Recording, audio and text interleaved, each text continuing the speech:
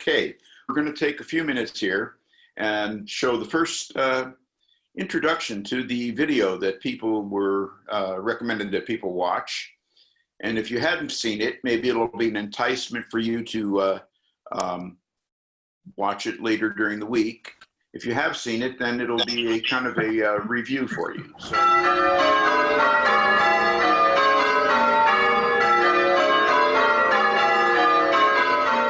For over 1,200 years, church bells have called the faithful to worship, helped us to celebrate triumph and tragedy. But the fact that they are one of the largest and loudest musical instruments in the world is often overlooked. This is something musical innovator Charles Hazelwood wants to change. There's something about the sound of bells, even as a very small child, hearing them issuing from our village church. You get this amazing, unearthly, ghostly, sort of ethereal sound. The sense of the music kind of coming almost as if we're out of the earth. If I'm honest with you, I'm really sad about the fact that there's only one grand piece of symphonic music I can think of that really exploits the potential of towers near and far in a performance, and that's the 1812 Overture. I mean, look, the reasons why you don't find more church bell or tower bell pealing in orchestral music is pretty obvious, isn't it? You can't exactly take an orchestra to a tower, and you can't bring the tower into the concert hall. But, you know, there's such a powerfully evocative part of Englishness, the English landscape, and they're great carriers of drama. So what I want to see is if we can go right back to ground zero, as it were, with these amazing ancient instruments and really make some fabulous music.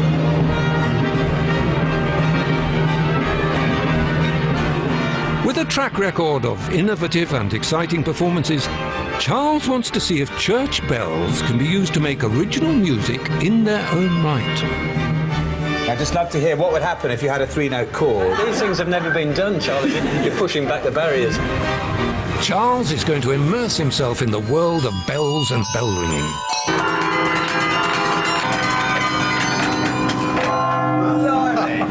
He will discover what can and can't be achieved with these neglected musical instruments. I mean, it's like Heath Robinson comes to the bell tower, really, isn't it?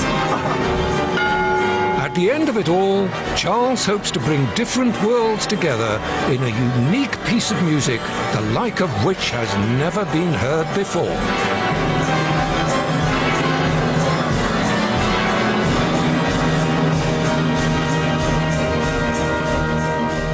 Okay, so whether or not you think that Mr. Hazelwood was successful in what he set out to do, that's not the main point here. For me, the main point is there, in addition to showing us beautiful footage of the bells and exposing us to various bells, I think there's a kind of a question for me that lurks there, and I'm going to make that the theme here. I'm going to ask you to ponder that question, and then toward the end, we'll come back and see if anybody has any responses to that. So to me, the question is rather, the theme is pushing the envelope. And the question to you would be, can you recall a time when you really pushed the envelope? What I mean by that, of course, is trying to do something beyond the constraints that you're up against. So just think about that throughout this. There's just two things I'd like to say with respect to the bells. I find it fascinating, and this video really confirms this, and everything else I've watched about bells confirms it. There are really two worlds here. There's the world of melodic music and the world of change ringing. And it's interesting to see us try to see somebody marry those two things. I think it's fascinating, and I can't get my head inside of a change rigger. I've never rung changes on full circle bells myself, and I would love to do it sometime, but I cannot imagine how you do that, even though I've seen it over and over and over again. A couple of things that Charles Hazelwood said in his video that struck to me is, I don't know if I'm not quoting him, I'm paraphrasing him, but when creative work gets really interesting, when you're actually recognize the limitations of what you're working with. He says that's when it gets fascinating. And I think he kind of demonstrates that in the video. Whether or not you think his little piece of music at the end was successful or beautiful, he does very well demonstrate the point that you know, pushing the limits really helps you understand the materials that you're working with when you see not what they can do, but what they actually can't do, or when you're stretching them to achieve that. I find that fascinating. Lee is an organist. Maybe you noticed that on some organs you played. I don't know. You might have some sense for that, trying to get a sound out of something that is pushing the instrument's limits.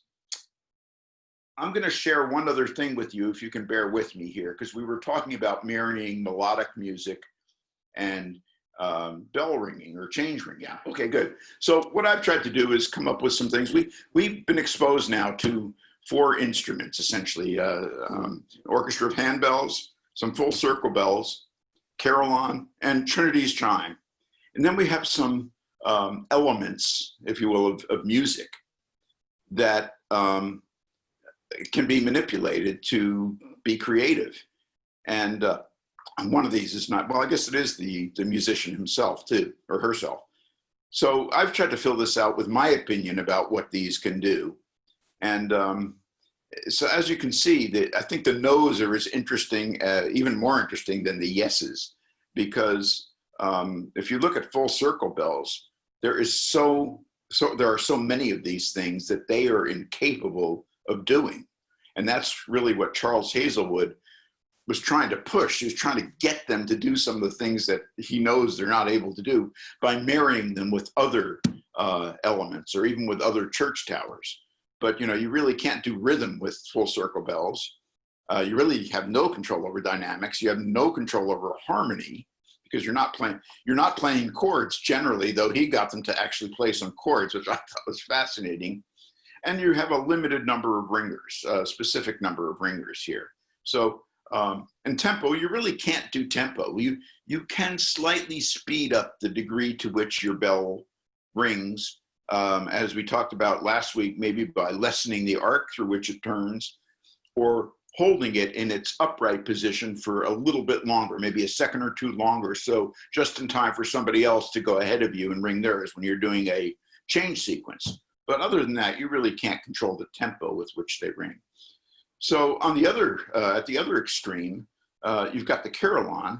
You know, it gets a yes to virtually all of these things. It can even do harmony if you have, if you're playing a duet.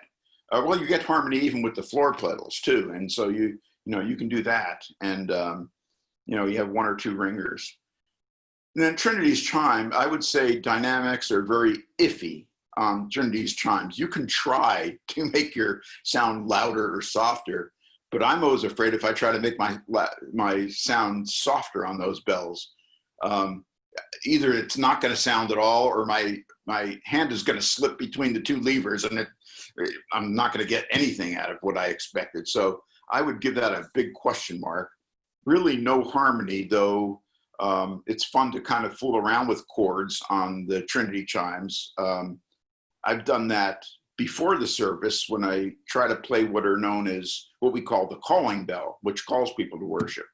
And sometimes I do that with 2 tones. Occasionally I'll add a 3-tone in, a 3rd tone in, and sometimes I'll just sound them all together, and we'll see how that sounds. Of course, I don't know how it sounds to people down on the street. And of course, there's only 1 ringer down there, though it might be interesting to try to do a duet on the Trinity chimes. Who knows? And then we have the handbells. They can do most things.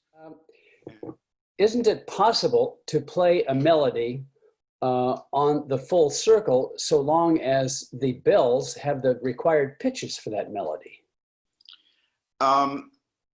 It's really, I would think, very hard to control that on the full circle bells when you play them as a circle. I think the way he got around that in the video was that he made chimes out of those bells. In one church, I think it was St. Edward, the oldest church, the oldest bells.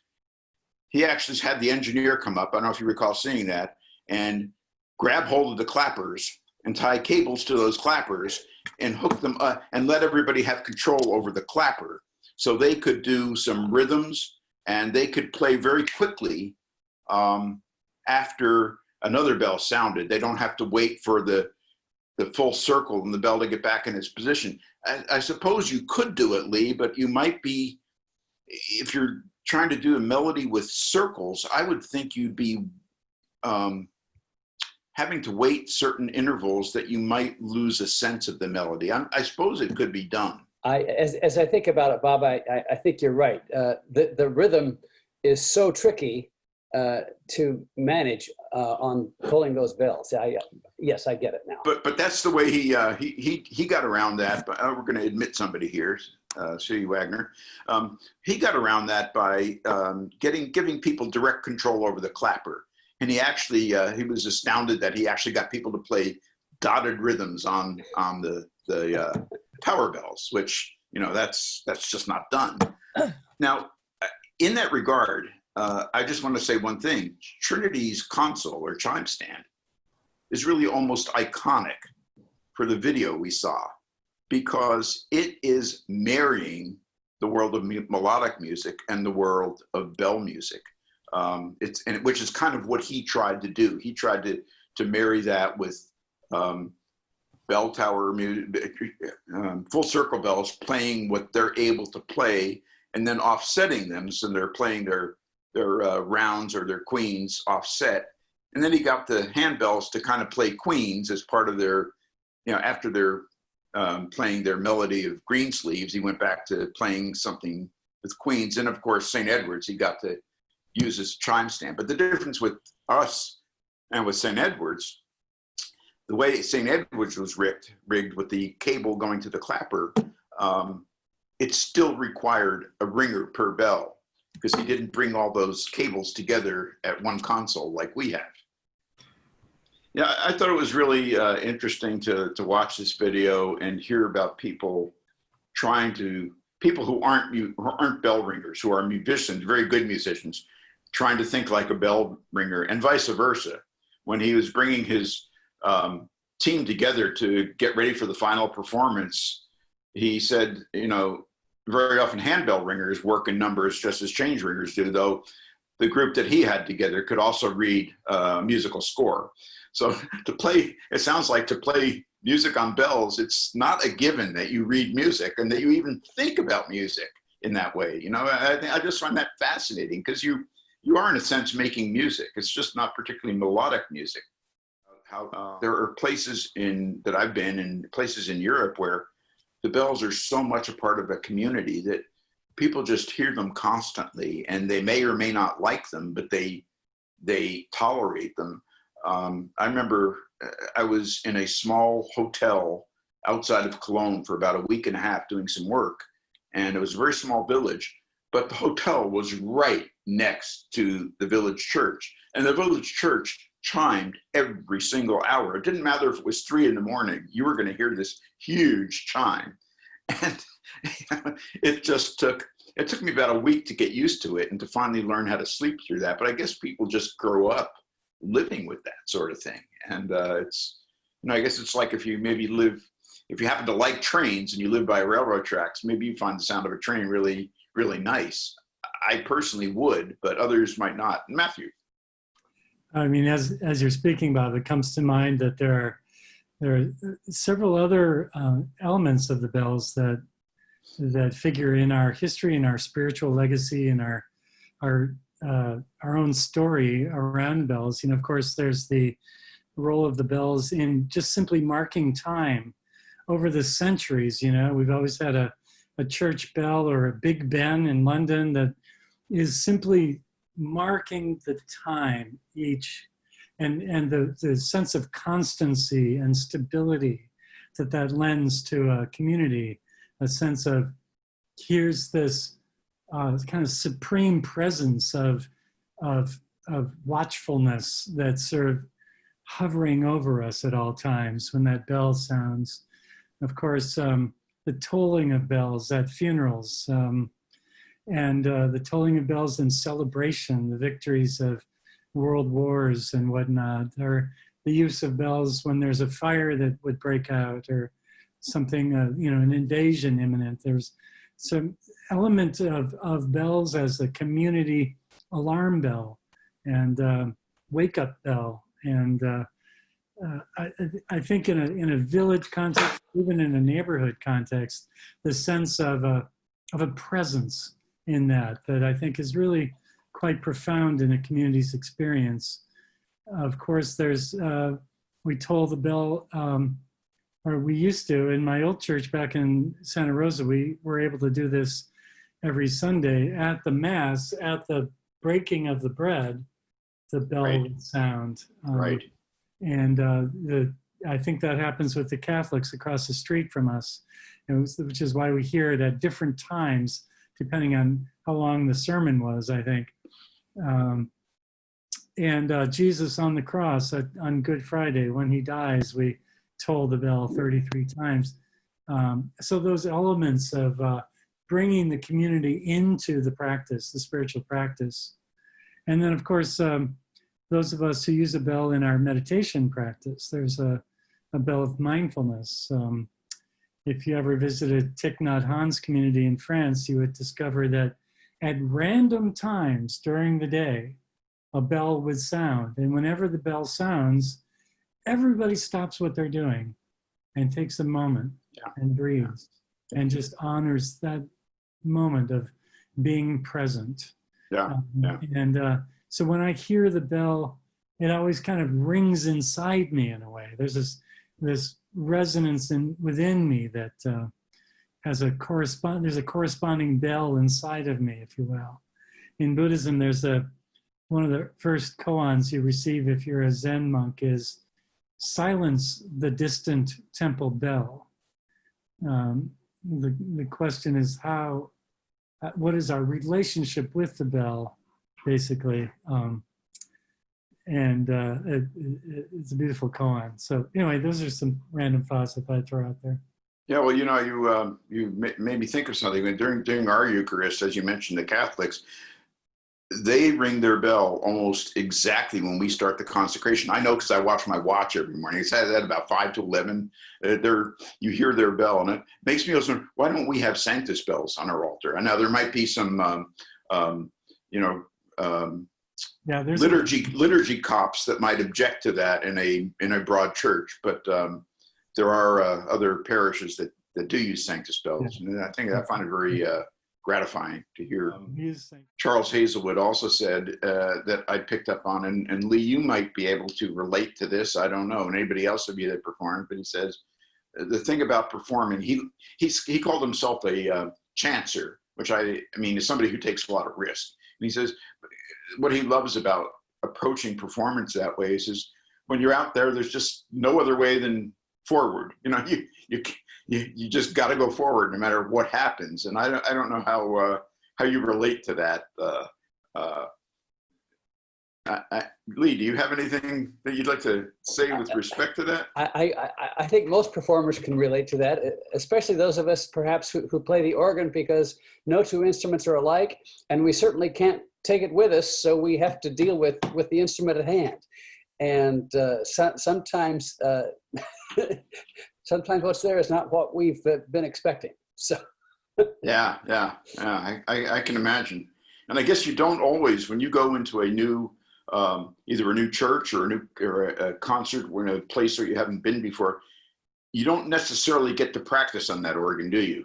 All the time. We often want to get there a couple days ahead of time. And if we can't get enough time on that, then that's really dancing on the head of a pin. Okay. I was very curious about that. Yeah. Because I know with our bells, I try to practice when we're outside the pandemic weekly, usually on a Wednesday.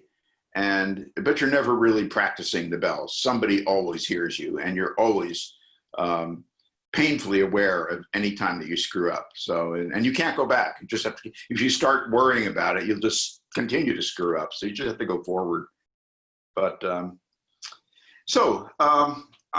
before we go, I want to show you some picture. If anybody has any other comments, raise your hand. Other than that, I want to get to showing you some pictures of our bells that I received during the week.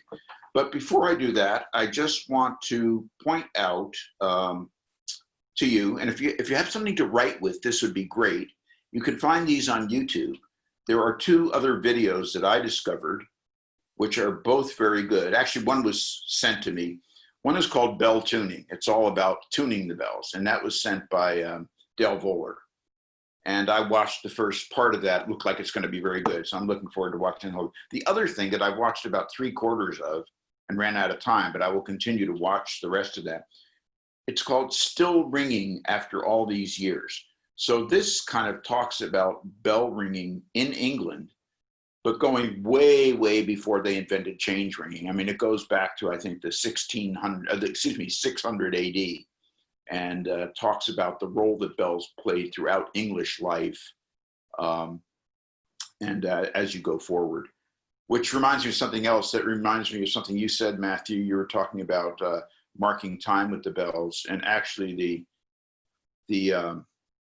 our word for the English word for clock, it is related to the Germanic word that means bell. In many languages, German in particular, you talk about a Glocke, which means a bell, and that's where our word for clock comes. It comes from the same source. And if you think of glockenspiel, that's you're thinking of little bells there. Okay, so first we're going to just show you some stuff about the bell tower and the bells themselves. Here's one that is the 90-degree joints that you can see there.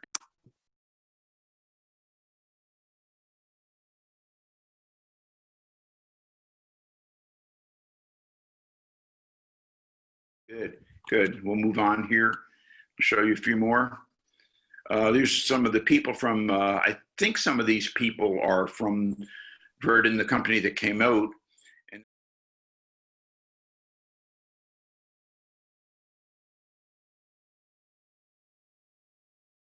so there's our console here, which you saw last week. But this looks like a representative from the Verdun company out investigating it. And here's another view of the console. And again, Chapman Dix, famous Trinity bell player. And here's some more joinery work. Way up there. So you can see how these are hung and rung, and we're going to see some close-ups that will explain a few other things. Here's some louvers, just so you've seen these, but the louvers direct the sound downward. So they're not going out just into the air, but they're actually the sound is being directed downward. Now, one thing I want to point out, and I've already corrected my presentation because of this, I said that the clappers were external. In fact, these are called hammers, and they're not external at all. They are actually inside the bell. So I have not seen a close-up of this prior to this. So those are the hammers that ring our bells when they are pulled by the chain leading to the console. And here's another picture of the louvers. Not as good light on this one, but better view of the louvers themselves. And here we have the tenor bell. And I want to say something about this tenor bell in a minute, as soon as it comes up. It's a big one. So this is special, and I didn't know this until I got this picture. If you look at this tenor bell, which is our low F, this bell happens to be mounted on a wheel. So you can see the wheel here, and it has a real clapper, not just a hammer, though it has a hammer as well. What happened, and when I first started playing the bells back in about 2011 or 12, or maybe 9 or 10, I don't remember, but there was a rope coming from the bell chamber down into the ringing chamber. And it looked like you could pull that rope, but you were told, do not pull that rope. So I never pulled that rope. Well, this tenor bell was mounted on a wheel, and it could be played both ways. It could be played from the console, because there's a hammer there, or it could be rung by pulling on the rope with a clapper. But then the rope was removed, so nobody can play it that way anymore. And the reason is, when you played it that way, you were supposed to secure the hammer, and so it doesn't get smashed by the clapper. but that apparently didn't happen once, and the hammer on it got badly bent. And so they decided, okay, we're just not going to ring it on its wheel. But Trinity does have one full circle bell, which I found fascinating. You can't play changes on one bell, but you know, it's nonetheless fun to think about. And that's one of the bird-in people kind of walking around the beams up in our bell chamber. I just have two more I'm going to share with you. Bear with me. The tenor bell was specifically marked by, in honor of Bishop Morris. Rachel Morris, his daughter, donated the bells to Trinity, and that inscription says "In the glory, to the glory of God" on it. I like that. Yeah. Thank you, Bob. so much for doing Thank you. It's been very nice having you, and I look forward to the day when we're all back together and we can actually do real tours of the bell tower. You did So, a beautiful job. Thank you, Bob. Yes. Take care, everybody. Have a good week. Bye-bye. Bye-bye.